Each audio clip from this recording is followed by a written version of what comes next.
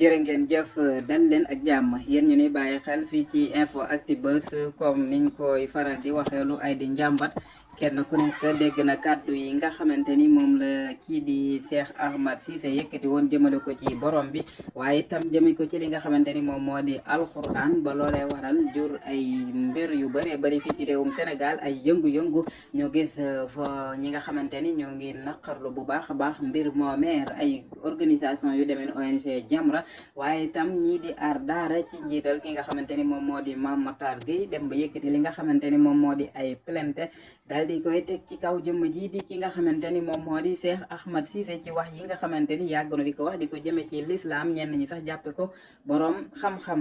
moom kii di Pape Matar wala Oustaz Makhtar Sarr buñ sukkandikoo ci moom muy xam ne ni sax yemunu ci moom kii di Cheikh Ahmed Cissé waaye itam site yi nga xamante ni sax ñoo koy tàllal ay micro toujours muy wax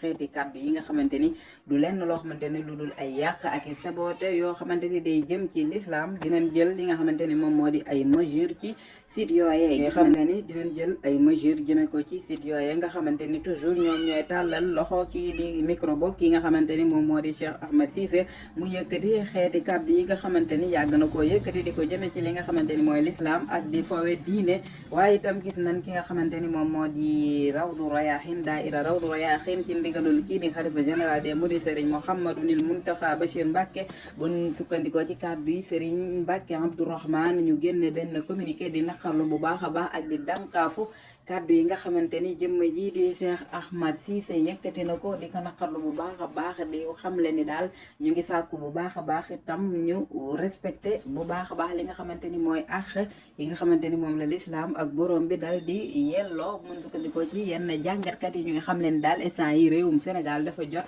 ñu teg bu baax a baax ci loi yi Assemblée nationale ñu woteel fa projet de loi boo xamante ni day aar toujours li nga xamante ni mooy pas-pas yi jàmbur yi waaye itam ñàkk teggin li nga xamante ni mooy gëm-gëmu jàmbur wala sax kilifa jàmbur ndax kat moom kii di Cheikh Ahmed Cissé li nga xamante ni moom lay wax di moom la gëm muy diine l'islam di yëkkati ay kàddu yoo xamante ni du jar ñu ciy jaarat comme ni ko ñëpp xamee fan yi jëmale ko ci li nga xamante ni moom moo di borom bi ak alxuraan kon day mel ni loolee daal jur na ay coow ak i werante bu baax a baax jëm ci li nga xamante ni moom moo di l'islam ginnaaw ba nga xamante ni sax moom kii di Cheikh Ahmed Cissé jéggalu na di xamle ni kat dafa juum waaye itam mu nekk kàddu yoo xamante ni daal ëpp na ba jéggi dayoo jërë ngeen jëf info Actubuzz